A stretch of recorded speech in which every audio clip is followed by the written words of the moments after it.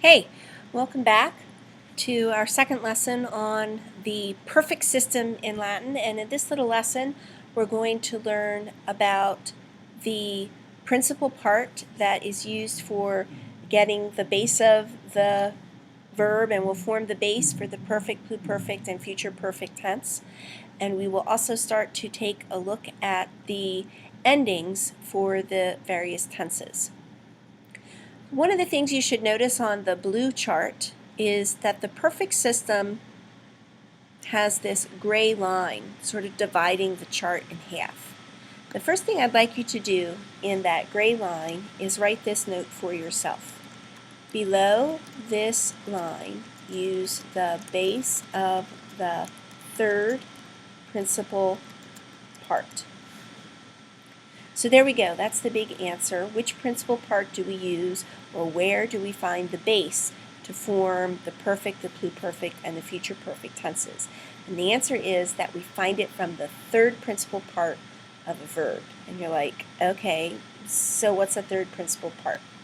Well, every time you look at a vocabulary list or when you look in a dictionary at a verb, when you see it, you are going to see it listed with all of its principal parts. So here is the verb to love, and it is written using all of its four principal parts. Amo is its first principal part, amara is the second principal part or infinitive, amawi is the third principal part, and amatum is the fourth principal part. We learned that when we conjugated verbs in the present system, or the present, the imperfect, and the future tenses, that we got our base from the second principal part, or the infinitive. Well, to get the base to conjugate this verb to love in the perfect system, or the perfect, pluperfect, and future perfect tenses, we're going to go to the third principal part. And this will become the principal part that serves as the base for any tense in the perfect system: perfect tense, pluperfect tense, or future perfect tense. This is true for every verb. So this is our verb to give. The third principal part is deity, and that's what you will see as the base of the verb to give in the perfect, pluperfect, and future perfect tense.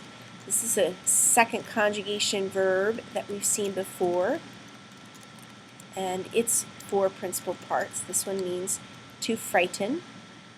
Terui is its third principal part.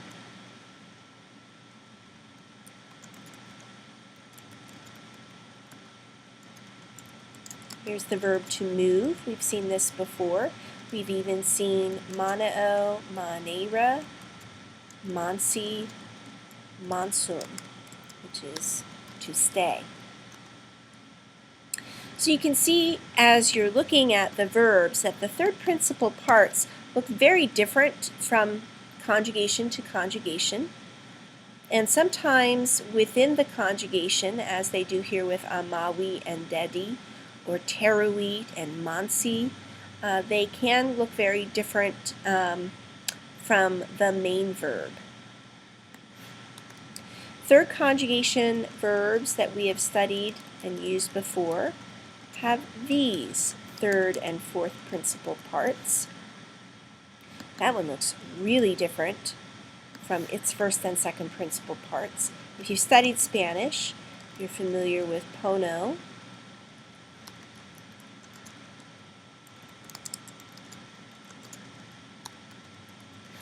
which goes from pono to pasui.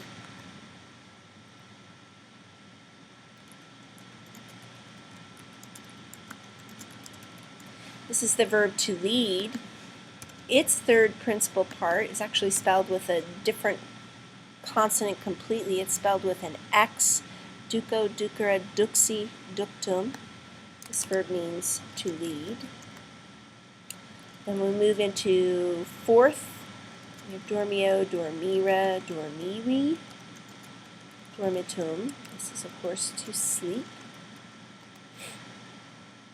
Invenio, invenira, inveni, inventum is to find.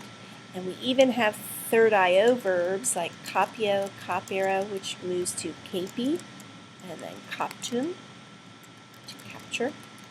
Or we have facio, facere, faci, factum, to make or do. So what I want you to notice is that every verb has more than just those first two principal parts. And each of those principal parts is used for a specific purpose. The first principal part is where we learn to say I, whatever the meaning of the verb is. So I love, I give, I frighten, I move, I stay, I send, I put, I lead, I sleep, I find, I capture, I make, or I do. The second principal part is the infinitive, which is the translation given off to the side. And the third principal part is where we're going to find the base to build our perfect, pluperfect, and future perfect tenses.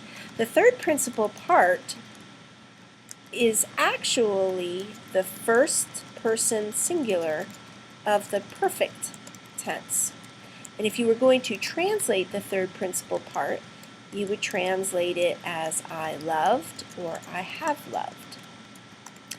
Dedi would be I gave or I have given. Mowi would be I moved or I have moved. Get the idea? Duksi would be I led or I have led. Capi would be I captured or I have captured. So that's the first thing we have to understand, that when we look at a verb, you're going to see these 4 different words, and the second one we use as the base for the present, the imperfect, and the future tense, and the third one we use as the base for the perfect, pluperfect, and future perfect. The fourth principal part is actually not a verb anymore. It's gone and it's turned into an adjective, and we'll learn about using that when we get into second year Latin. So you might remember that when we learned about the second principal part, that one of the first things we learned to do was to form the base. We're going to do the same thing with the third principal part, is we're going to learn to form the base of the third principal part. Okay, listen quick, because this one's tricky. There's one simple rule. Remove the letter I from the end of the word. This rule applies to all verbs. That means irregular ones too. So if you go back and you look at the list of verbs where I've underlined the third principal part, do you see that each one ends with the letter I? So when you take that I away, you've got the base of the third principal part. Pretty nifty stuff. And here's something that's even cooler and makes life so much easier when you begin to deal with verbs in the perfect system. That rule applies to every verb, including the irregular verbs. So take a look at this. We know 2 irregular verbs, sumessa fui, which is the verb to be, and we know passum, passa, patsui, which is the verb to be able. So when I want to conjugate the verb to be in the perfect, pluperfect, or future perfect tense, I start by getting the base of the third principal part, and I get the base of the third principal part by removing the letter I from the end of the word. So 1, 2, 3, third principal part, remove the letter I, and what's left over? You got it, F-U. F-U! F-U is what's left over. Now if you're laughing at this point, that's okay. Most of my students do. If you're scratching your head because you're not sure why I'm saying you ought to be laughing, maybe you should talk to me privately about that. But FU is how I want you to remember how to get the base. It's the only time that you can look at any teacher anywhere in your high school career, say FU, Ms. DC, or whoever it might be. It won't work if they're not teaching Latin. But to me, your Latin teacher, you can look at me and say FU, Ms. DC, and not get in any trouble. And if you can remember how you're able to get the FU, then you will always remember how to get the base, the third principal part of any verb. So if that's the rule, dropping the I from the end of the word to get the base of the third principal part, what would be the base of the third principal part for possum?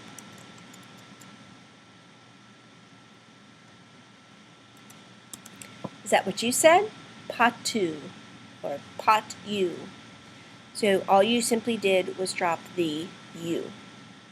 At this point, what you should do is go to Moodle.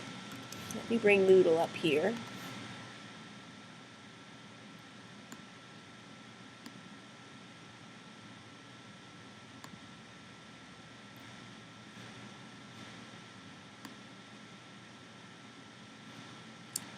And you should come down to the module that's labeled the perfect system. I'll make sure that it's highlighted in blue by the time you're ready to look at it.